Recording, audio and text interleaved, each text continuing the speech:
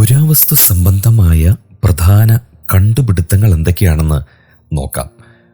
ഗോത്രപിതാക്കന്മാരുടെ കാലത്തെ സംബന്ധിക്കുന്ന പല കാര്യങ്ങളും പുരാവസ്തു ഗവേഷണം വെളിച്ചത്ത് കൊണ്ടുവന്നിട്ടുണ്ട്.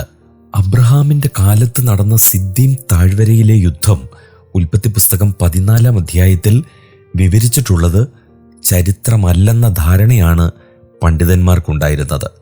എന്നാൽ അര്യോക്ക് അഥവാ എറി അക്കു, തീദാൽ എന്നിവയ്ക്ക് സദൃശ്യമായ പേരുകൾ പുരാവസ്തു രേഖകളിൽ നിന്നും ലഭിച്ചു.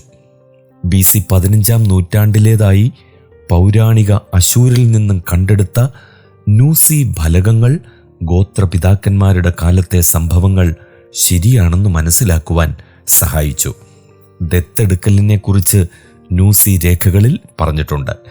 എൻ്റെ വീട്ടിൽ ജനിച്ച ദാസൻ എൻ്റെ അവകാശിയാകുന്നു എന്ന അബ്രഹാമിൻ്റെ പ്രസ്താവനയുടെ പശ്ചാത്തലം ഇതാണ്. ഉൽപ്പത്തി 15 അധ്യായം 3 വാക്യം. ഇസഹാക്കിൻ്റെ അനുഗ്രഹം, ഗൃഹവിഗ്രഹ മോഷണം, ഇവയെക്കുറിച്ചൊക്കെ നമ്മൾ നേരത്തെ ചിന്തിച്ചു കഴിഞ്ഞു. യോസേഫ് സഹോദരന്മാരുടെ ക്ഷേമം അന്വേഷിച്ചു പോയ ദോഥാൻ എന്ന പട്ടണം ഉത്ഖനനം ചെയ്തു. യോസേഫിൻ്റെ കാലത്തും ഉൽപ്പത്തി 37:17, ഏലിശയുടെ കാലത്തും 2 രാജാക്കന്മാർ 6:13 ഈ പട്ടണം ഐശ്വര്യപൂർണമായിരുന്നു എന്ന് തെളിഞ്ഞിട്ടുണ്ട്. അടിമയായി വിൽക്കപ്പെട്ട യോസേഫ് മിസ്രയീമിലെ ഭരണാധികാരിയായി. ഒരു എബ്രായ അടിമ വിദേശത്ത് ഇത്രയും ഉന്നതമായ സ്ഥാനത്ത് എത്തിയതെങ്ങനെയെന്ന് പലരും സംശയിച്ചു. എന്നാൽ ആ കാലത്ത് കനാന്യരിൽ പലരും ഫറവോന്മാരുടെ കീഴിൽ ഉന്നത സ്ഥാനം വഹിച്ചിരുന്നതിന് പുരാവസ്തു ഗവേഷണത്തിൽ നിന്നും തെളിവുകൾ ലഭിച്ചിട്ടുണ്ട്. ഇസ്രായേല്യരുടെ മിസ്രയീമ്യ പരദേശവാസം നിഷേധിക്കുന്നവരുമുണ്ട്. എന്നാൽ ഈജിപ്ഷ്യൻ ഭാഷയിൽ നിന്നെടുത്തിട്ടുള്ള പല ഇസ്രായേല്യ നാമങ്ങളും പരദേശവാസത്തെ സാധൂകരിക്കുന്നു.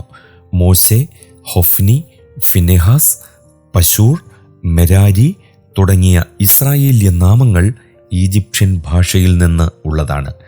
കൂടാതെ പുറപ്പാടിൽ പരാമർശിച്ചിട്ടുള്ള റയംസേസ്, പീഥോം, സുക്കോത്ത്, ബാൽസെഫോൻ തുടങ്ങിയ സ്ഥലങ്ങളും തിരിച്ചറിഞ്ഞിട്ടുണ്ട്.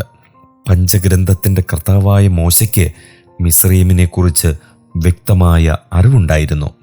മിരിയാമിൻ്റെ ഗാനം പിൽക്കാലത്തുള്ളതാണെന്ന് പലരും വാദിച്ചു.